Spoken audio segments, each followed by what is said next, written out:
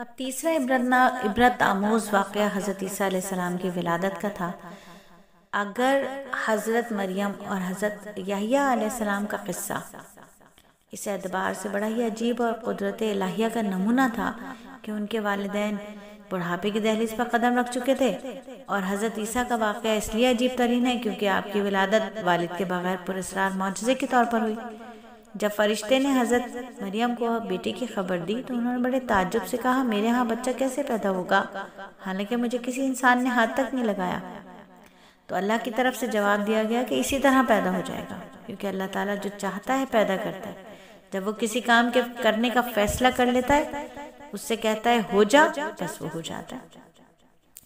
سیدنا مسیح علیہ السلام کو اللہ تعالیٰ نے مختلف معجزات عطا فرمائے، لیکن ان معجزات کو دیکھ لینے کے باوجود یہود کو ایمان قبول کرنے کی سعادت حاصل نہیں ہوئی۔ انہوں نے آپ کو قتل کرنے کا عزم کر لیا، اور دوسری طرف اللہ رب العزت نے آپ کو بچانے کی تدبیر کر لی۔ پھر سب نے دیکھ لیا کہ اللہ ہی کی تدبیر غالب رہی۔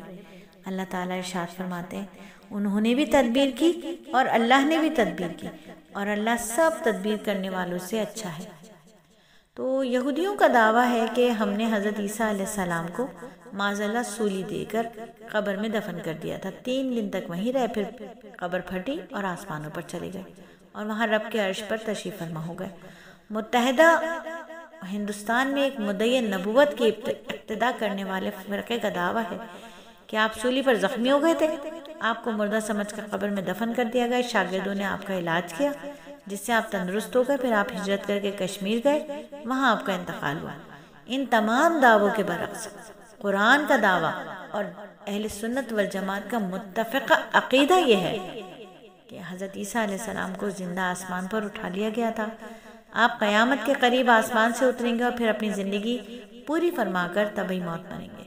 سورہ آل عمران میں آیت نمبر 55 میں ہے کہ جس وقت اللہ نے فرمایا میں تجھے اسی وقت موت دوں گا جو وقت موت کے لیے مقرر ہے، اور فی الحال میں آپ کو اپنی طرف اٹھا لیتا ہوں، میں تجھے کافروں کے الزام سے پاک کیے دیتا ہوں، تیری اتباع کرنے والوں کو قیامت کے دن کافروں پر غالب کر دوں گا۔ تو نجران کے وہ عیسائی جو نبی صلی اللہ علیہ وآلہ وسلم کے ساتھ بحث و مناظرہ کے لیے مدینہ منورہ آئے تھے، جب وہ تمام دلائل سننے کے باوجود حق کا اعتراف کرنے پر تیار نہ ہوئے تو اللہ کے حکم سے آپ صلی اللہ علیہ وآلہ وسلم نے انہیں مباہلہ کی دعوت دی، یعنی کہ تم اپنے اہل و عیال لے کر آؤ، میں اپنے اہل و عیال لے کر آتا ہوں، اور پھر ہم مل کر خضوع و خشوع کے ساتھ اللہ تعالیٰ سے دعا کرتے کہ ہم میں سے جو جھوٹا ہے اس پر اللہ تعالیٰ کی لعنت ہو۔ آیت نمبر 61 میں فرمایا۔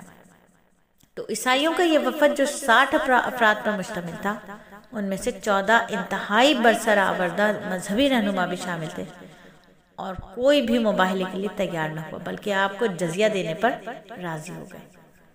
یہ واقعہ بیان کرنے کے بعد سورہ آل عمران اپنے تمام اہل کتاب کو خواہ وہ عیسائی ہوں یا نصارہ ہوں ایک ایسے کلمے پر متفق ہونے کی دعوت دیتی جس کی تلقین تمام انبیاء نے کی ہے اور جس کی تعلیم چاروں کتابوں سمیت تمام آسمانی صحیفوں میں دی گئی ہے۔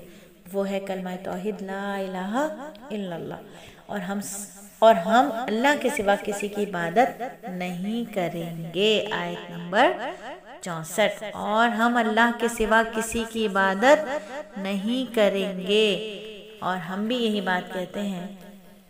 اللہ تعالیٰ ان تمام سننے والوں کو گواہ بنا کر کہتے ہیں کہ ہم آپ کے سوا کسی کی عبادت نہیں کریں گے، کسی کی بھی عبادت نہیں کریں گے۔